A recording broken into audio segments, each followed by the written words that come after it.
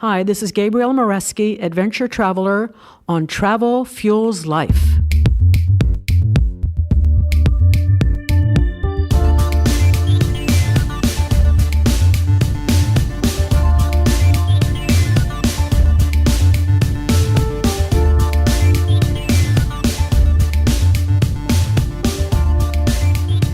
Hello, everybody, and welcome to Travel Fuels Life, the show that encourages, educates, and inspires you to make your travel dreams come true.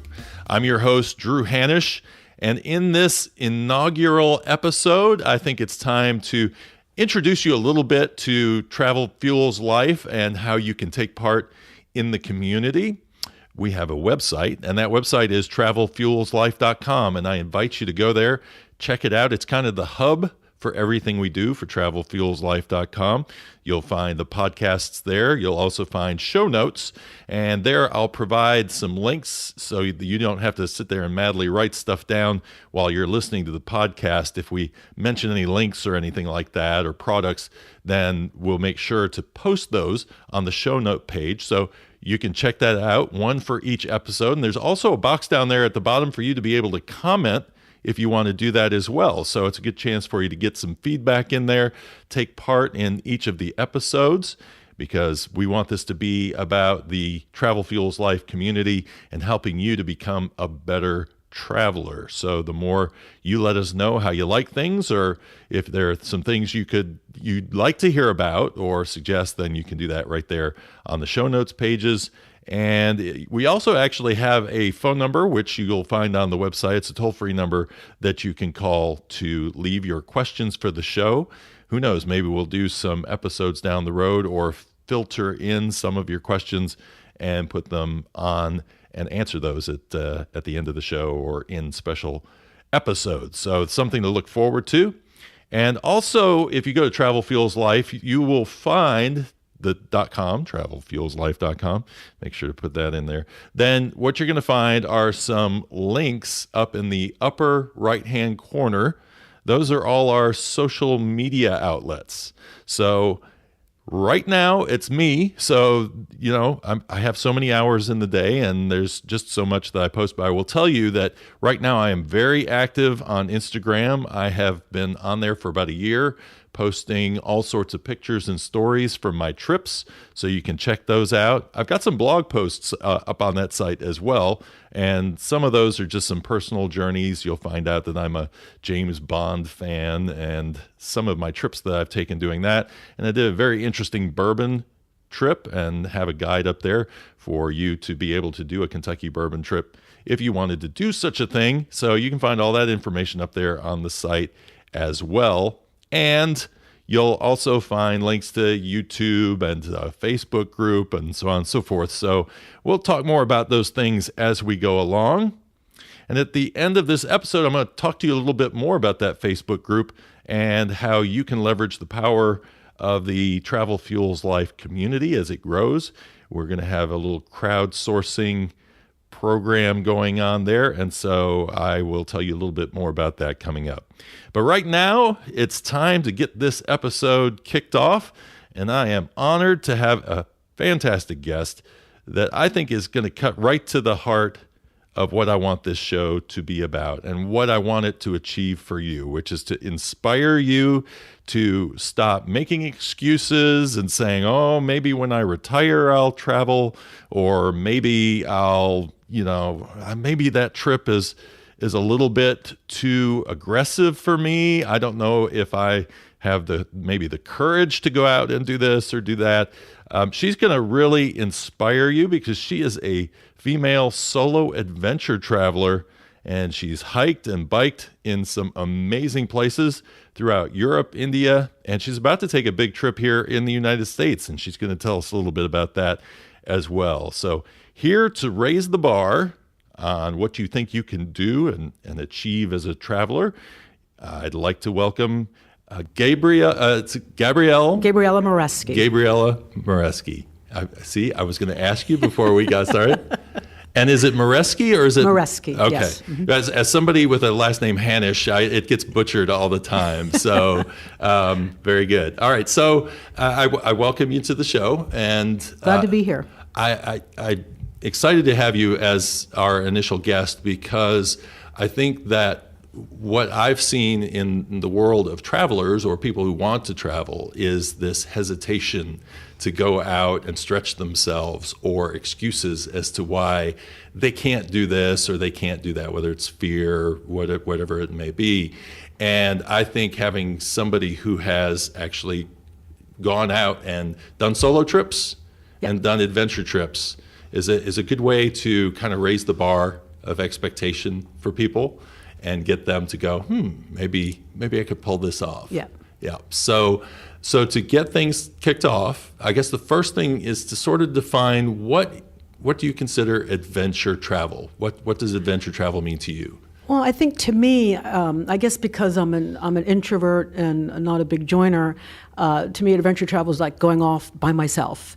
And it's also having a destination in mind, maybe a beginning point and an end point, but nothing in between planned. Right. So I don't make reservations.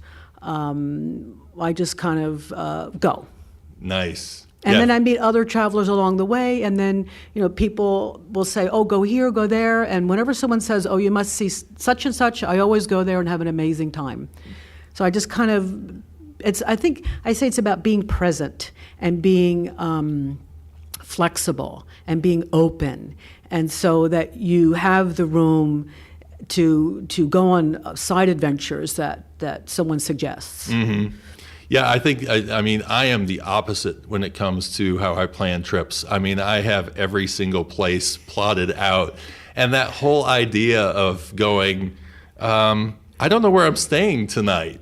I mean, that's I love that. Yeah, and so that fuels you as and keeps you going. Have you ever bumped into a situation where you've gone, what am I going to do tonight? Because I just don't have. There isn't a place for me to stay. Or sure, it happened to me in the Czech Republic when I had. I had a long day walking, and it was probably a 10-hour day. And I got to this small town. And I saw a young gentleman there, and I said, "Where's the pension? Can you direct me to the pension?" He says, "Well, there's no pension here." And so I'd been in the woods all day long, and I was ready for a nice shower and relaxing, and in the outdated book I had, it said there was accommodations in this town, and it turns out there weren't accommodations anymore. And in that moment, I burst into tears, and he said, "Wait, just sit here." And he came back with his father, who speaks German, and I speak German. And he said, "Look, no problem. I called the next town. There's a horse farm. They're having an event tonight, but they have a little space for you. And it's just another 2-kilometer walk." And I was like, yes. And I walked 2 more kilometers, and I showed up at this horse farm, and it turns out the event was cowboy and cowgirl night. Oh, wow. So here I am in the Czech Republic listening to a band playing cowboy music in Czech. Nice. It turned out to a better evening than I could have planned anywhere. That's awesome. Well, yeah, I mean, those little pleasant surprises. You mentioned that, and when I went to Pilsen this past summer, when I got to the hotel, they said, "Are you here for the festival?" And I went, "Festival? What festival is that?" And they said, "Oh, it's the Liberation Day Festival." And I went, "Okay, whatever that is." I go downtown, there's nothing but American flags everywhere. People are wearing red, white, and blue. They're playing jazz music. The Count Basie Orchestra is playing. Right. And there's tanks in the street, or not tanks, but military vehicles in the street. And I'm going, what is that? And they're all American, right? And there's all these Czech people dressed up and speaking Czech, but they're all wearing this. And I'm going, what is going on here? Well, apparently the story goes that when George S. Patton came into town and liberated Pilsen, after a while he was told to evacuate because the Russians were going to move in. And the Russians, for all those years that they controlled the Czech Republic, said, "We're the ones that liberated Pilsen." And in the end, when communism moved out and they became their own, after the revolution, became their own country again, the old timers said, we have to celebrate who really did. Yeah, they could rewrite that story. Yeah, but that was just a festival I just bumped into Yeah. that you don't, and that's the fun part about taking those kinds of adventures. Yep. Yeah. So I had heard actually on one of your on another interview about a brothel. What was that all about? Oh, so this was when I was, I walked from Prague in the Czech Republic to Tübingen in Germany. And it was my last day in Prague, and it was a rainy, overcast day. It was about middle afternoon. I always like to get a cup of coffee. And I was coming out of the woods, and ahead of me, and I think about that time, I'd like a cup of coffee.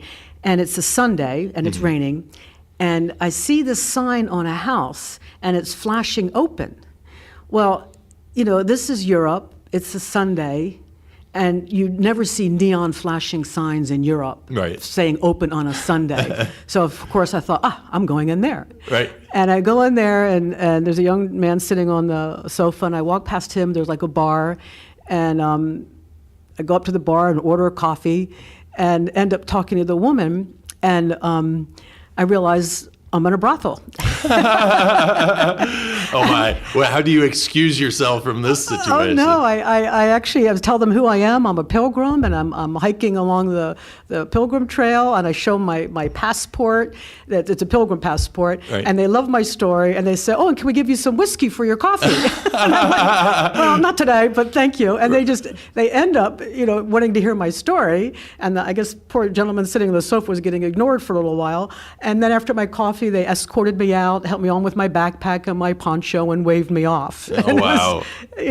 And they both said, "Oh, well, we'd like to do that one day." And I said, "Yeah, awesome, great." That's awesome. Well, and that's the cool thing, too, is being able to encourage other people by just when you're doing it. Although Europeans seem to love to travel a lot. Yeah. And I think that's kind of it's a mystery for a lot of people here. How do you do that? But they have so many cultures within a small space. Yeah. And also the culture over there is like, on the Eurovelo, if you go online to eurovelo.com, there's like 66,000 kilometers of hiking and biking trails. Wow. And when I bicycle in Europe, I don't even take a helmet because you're in the woods, you're off the main roads, it's safe, and locals don't wear helmets. Oh, wow. And, you want to blend in like a local. Yeah. And so, that exists, and you could be, walking through the woods by yourself all day long, and it's normal over there. So people are used to walking through the woods. Right. And every Sunday afternoon, you walk from one village to the next, have your coffee and cake, and walk back.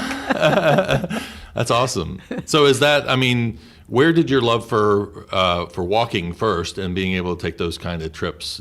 Who inspired that, or was there somebody, or was it just something internal? Well, my mother had what's called Wanderlust. And she always said, travel while you can. And so I would, when I was younger, I would take off and go to places. But I think the whole adventure travel really got started when I had a farm, and a young man, Fozzie, came from England to work at my farm through the WOOF, Willing Workers on Organic Farms program. And he would work during the day. In the afternoons, he would work on his book. So he came to kind of have a place where he could quietly write his book. Well, he would let me read his book as he was writing it, and it was about his walking across the Camino. Oh, wow. So that was my first introduction to this whole concept of being able to walk across the country. So years later, I met another woman who had said, "Oh, yes, I walked the Camino." And I thought, I knew about it from two people now. And so the third thing is for me to make a decision to walk the Camino. That day, I hadn't told anybody I made this decision, but I just internally decided to do that. That day, I got a package in the mail, and when I opened it, it was Fozzie's book that he had published. Oh, wow. And it was a sign from the universe to me, this is a really good decision. I love how that happens. It's like you just need a little validation, and it's like, okay, this is it. That was it. Yeah. That's awesome. The Camino is a walk that I wanted to take before, and I thought that's it's actually kind of a good baby steps. Yes. If you were going to want to go learn how to walk on your own, there's a lot of people on that trail, right? Very social, very Yeah. social. And I never actually walked by myself. I mean, sure, bits and pieces, but you end up falling in with a group of people, and then you meet another group of people. So it's always very social. And I actually walked the northern route. And the year I did it in 2010, 250,000 people had walked the Camino. And of that, only 50,000 had walked the Northern Trail. And I walked it in September. And so there was no issue with accommodations. And you stay at pilgrim hostels. Okay. And yeah, first I walked with a group of Frenchmen. And then I walked with a group of Spaniards, and then I ended up walking with 2 Germans. and whenever you meet someone on the Camino, the 2 main questions are, where did you start, and why are you walking the Camino? And you had these amazing conversations. Oh, I bet. There's have you ever seen the movie The Way? Yep. Yeah. Yep. And for everybody listening, if you haven't seen it, the Camino is I guess. The walk actually ends at Santiago de Compostela, which is the church where they say one of the apostles, St. James' bones are buried. Yeah. And so that's why it became such a pilgrimage for people to take that road. But in that movie, if you want to get introduced, I guess, to the culture, and how much did that feel like the culture? Very true. Okay. It was spot on, and the only difference is that trail went through the St. Francis route, which is the most popular trail, and a little maybe challenging to get accommodations because it's become so popular. So the only difference is just the route that I took, but the concept is the same. The idea is that you're a pilgrim. This is a walking pilgrimage, and you're in meditation, and you're thinking about your life and maybe decisions that you want to make. And so, and it's interesting that people that show up along the way kind of, help you in that process, or we help each other in that process of figuring out life's questions. That's awesome. And honestly, I think one of the things that draws me to the idea of walking is that being in information technology and social media and all the rest, it's like we're just inundated with information. And a lot of people in that industry are now trying to learn meditation as a way to go. And I try to meditate. It's very hard to get those voices in your head to calm down and actually be able to feel like you're getting some insights, but it happens. But I can imagine, I mean, the first thing that I thought about taking a long walking trip like that is how lonely I would be, or how after a little period of time I'd feel like, okay, why am I doing this? That's not the experience, I'm guessing, that you get out of that. Yeah, so I think on the Camino it was very very social, and then the next trip I did was walk the Czech Republic walk, and that was I was by myself every day, all day long, and I'm good with that. So it is like you can meditate while you're walking because you're in nature and you're enjoying nature. And I would always say that I would make my best business decisions after a month of walking through the woods, because then it's that distance that you get. Yeah. From whatever it is that you're engaged in, and sometimes you can see it, through the telescope, and move away, and see things differently. And I don't know, I found I had time to really think about things and make good decisions. Right. That's good. Hey, maybe we should get some CEOs to go walk the woods before they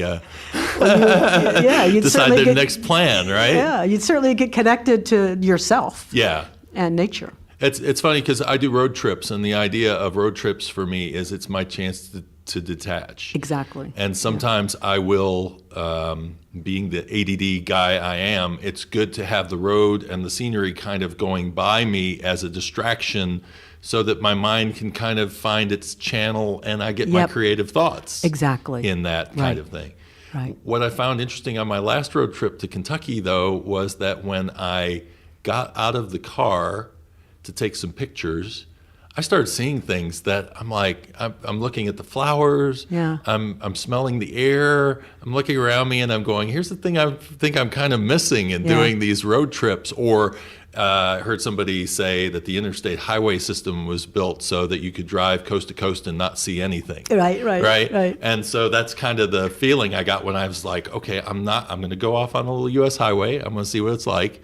And then I was seeing these little towns and getting more of a feel, but feeling like I was still kind of getting the, quick Cliff Notes version instead of actually getting to enjoy it. So you're kind of on the other extreme of that. And so do you ever feel like maybe I should speed this up a little bit, or you just kind of soak in all of that time? Well, actually, I felt when I transitioned from walking to bicycling, I'd be on the bike and I'd think, oh, this is just a little fast. Right. And it's going a little too fast, and I want to slow it down and maybe get off and just walk the bike for a little bit to kind of, be more grounded and be more noticing. And I love to take pictures. And when you're walking, it's just so easy to spontaneously stop and take pictures. And on the bike, you got to stop and, kind of think of where you're stopping. And so it's just a little bit more involved. But, I found, I think I prefer... I like the walking, but I had to transition to bicycling because I decided to, I didn't have to, but I was going to Ireland, and in Ireland they don't have through walking trails. You can drive here and then hike and then drive and then hike, and I didn't want to do that. So I thought, well, okay, then I'll just go on rent a bike and bicycle Ireland. Right. And so then going from walking and carrying that backpack to the bicycle carrying the backpack, Wow. I thought, well, this is easy peasy. Right. Let's do this. But a little faster. Yeah. A little faster. So is that what sold you on it? I mean, do you still do walking trips, or are you more predominantly biking now? Now I guess I'm predominantly biking. Okay. And I think because of, sometimes like I'm going to be doing the Continental Divide, and you would have to carry so much weight on your back that I'm not sure that would be an issue that I'd want to take on. You have to carry food and all that. And that's why in Europe I would walk again, because in Europe you walk from village to village and there's really good quality food. All right. And here, when you're walking, these like the Continental Divide, you go long distances without access to food, and it may be fast food at some point, which is not on my agenda. Right. So all these things are a factor and play into it. Yeah, that can be tough. As part of planning out a trip for me going to the Four Corners was I'm going to have long stretches between these towns, and what am I going to be able to eat? Yeah. And I live on TripAdvisor for doing my planning. So I'm thinking, how do you just cruise into a town and hope? Because one thing about Europe is that restaurants are not always open. Like I found traveling through Germany that if I got to 2:00 in the afternoon, I was out of luck. Yeah. So what do you do in that case? You just kind of say, okay, I'm not going to eat this time, or you take some trail mix with you, or what do you? I always have something to snack on. And, actually in Germany, there was plenty of apple trees on my trail. And I'd pick up apples. And I had apples to eat for days because they were just on the side of the road. And I remember in the Czech Republic getting to, I was out in the middle of nowhere, I guess, and it was a Sunday, and I was getting hungry, and I saw a place, but they weren't open. But then, I could see the numbers, and I saw where they're going to open in half an hour. So I'll just hang out here and wait and, do my journaling. And these two bicyclists came by while I was sitting there, and they said, "We're hungry. We got to eat right now." I said, "Well, half an hour, we'll be open." And they said, "No, we got to." And they were going on. They didn't choose to wait. Yeah. And I wanted to say, well, the next town you go to is going to be closed too because it's Sunday. You may want to wait, just chill for half an hour, and Right. the food's coming here. Wow. Yeah. But somehow it always works out. I was actually coming out of the woods in the Czech Republic one afternoon, and it was like, time for coffee. And I see this commotion up ahead, and these people are dressed up in medieval outfits. And, for a minute there I thought, well, where am I? And when I come out, I realize it's a movie shoot. And, with a movie shoot, there's always food involved. Right. And so I turn the corner, and there's a table, there's a big coffee urn. And I asked someone there, I say, I'm a pilgrim, I walked from Prague, and that was days ago, and can I get some coffee? So in the middle of nowhere in the woods, I get coffee. Nice. Yeah, well, I think that's another part of travel that I got out of the stuff that I've heard you talk about up to this point, is the helpfulness of people. Exactly, yeah. And that the way to do a solo trip is to just be open exactly to the help. Yeah. And I think it's having that confidence and knowing that people do want to help. Right. And I think the thing about being solo, I think sometimes I see couples or groups I consider them like a closed unit, so they're not always approachable. But when you're by yourself, you are more vulnerable. But at the same point, you're more open, and people will talk to you, and it's easy to approach people because you're open. And, right. And so I have always found that I've always found that people want to help, and I've never had a bad experience.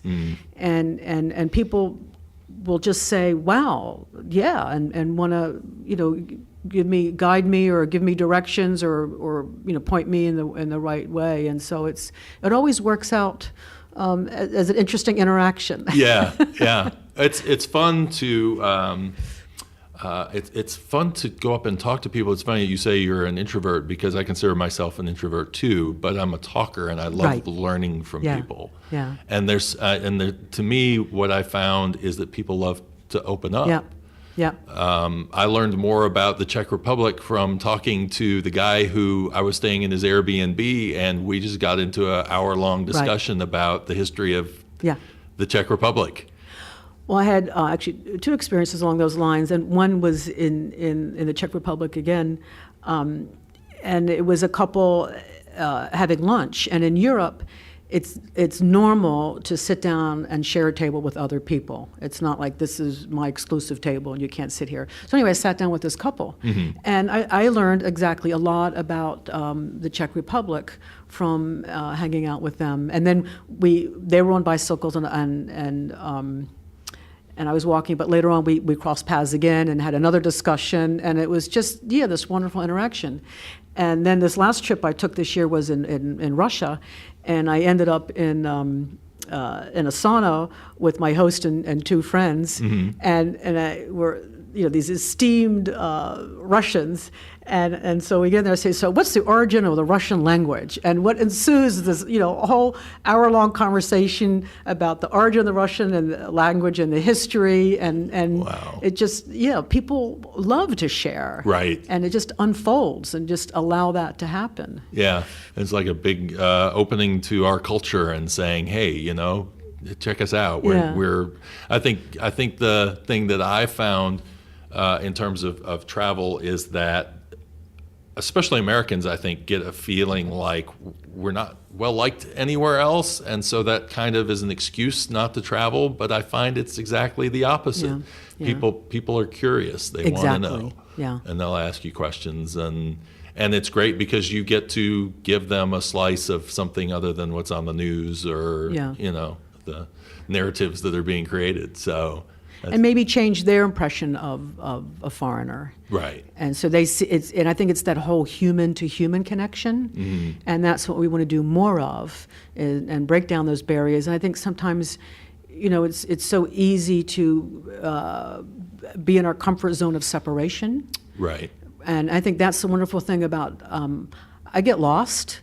And I think that's a blessing, because then I ask people for direction and end up having a good interaction. And so I think that's the way it forces me to break down those barriers and actually talk to people. Right. Well, and how hard is it for you to approach people? Do you just, do you have kind of your antenna up and you sort of selective on who you might go over and talk to, or if I'm lost, it's the very first person that comes along. Help, please. Yeah. But. I had one time it was evening, and I was still in the woods, and I remembered a gentleman had told me earlier. He said, "Now be careful, because after dark, the woods belong to the hunters." And I thought, well, I wonder what time that is. And then I heard a shotgun go off, and I saw a deer running across the trail ahead of me. And that's where it's so nice to have that whistle. And I got on my whistle, and I just blew and blew and blew my whistle. So the hunters knew that, it's not theirs quite yet until I got out of the forest. And then that was one of those evenings. It was dark, and I went to this little village, and everything was shut down. And that was one of those moments I was thinking, oh dear, I heard there's a B&B like 3 more kilometers down the road, but I don't want to go back into the woods and blah, blah. So I get to the last town in this village, and I happen to look in the window. At the same moment, this woman inside happens to look out. I have my book in my hand. I point to my book, and she motions for me to come around to the front door. And so I show her the book, this pension where I want to stay, and her husband starts to give me directions, and she cuts him off, and he leaves. And then he comes back with the car. And she had told him, you're going to take her to the pension. Nice. And then it turned out it wasn't a pension that was there anymore, and the people that lived there let me stay in their home. Wow. Oh, man. Yeah, when you were talking about actually sitting down at a table with multiple people. We don't do that a lot here, so It's kind of it's a unique experience, and I wish we did more of it. Yeah. There was a place I went to in Maryland that wasn't in Maryland. It was in Pennsylvania. It was in the Amish village area, and it was you sat down at these big long buffet tables. And you learn so much from people just sitting down, even Americans to Americans, learning about. Yeah. Well, when I had my farm, I pioneered the farm to table in South Florida, and I had these big round tables with 10 people per table. You bought your ticket ahead of time, but there was no reserved seating. And I would say to people, you're going to sit down as strangers, but you're going to leave as friends. Nice. Well, Gabriele, I want to go ahead and hit the pause button and have a chance for everybody to download the next episode where we'll continue our discussion. And I want to really kind of take you through from your wanderlust that came from your mother all the way through up to the Continental Divide trip that you have coming up in the future. So if you'll hang with us, everybody, we'll get in on the next episode. But before we get there, I want everybody to know that we have this Travel Fuels Life Facebook group that's just started up. And the idea behind that is to allow you guys to crowdsource some answers for each other. The idea being that I will post some questions each week, and you guys will have the opportunity to go in and post answers or read other people's answers and kind of have a conversation back and forth, because this is a community, and the idea there is to get everybody contributing to find the best answers to our travel questions. And the first 3 questions I put up there, one was on travel insurance. And so a lot of questions about that, and whether you need it, don't need it, where to get it, that sort of stuff. Also one about sourcing good low airfares and how to do that. And a third about finding a good off the beaten track destination. If you're like me, I'm not big on crowds. And so I like looking for those places that nobody really knows about, or traveling off season, that sort of thing. So that's really the direction of that particular question. And if you've got questions, we got a spot for you on there also where you can post suggested topics. And all you got to do to join the Travel Fuels Life Facebook group is basically go out and answer these questions 3. I'm not going to tell you what the questions are, but they are 3 simple questions. Answer those questions. It is a closed group, but that will open the door for you. And then just read our rules. And we want a really nice, friendly community where everybody's helpful. And so just read over those rules and get in the spirit of what that group is going to be about. To get there, you can go to Facebook. You can type in Travel Fuels Life and just look for the group. Or you can go to travelfuelslife.com. And all you've got to do is click up in the upper right-hand corner on the Facebook icon, and that's going to take you right there. All right, so that's it for this week's edition, so far, I should say first half, with Gabriele, and we're going to take off with episode 2 coming up next. I'm Drew Hanisch.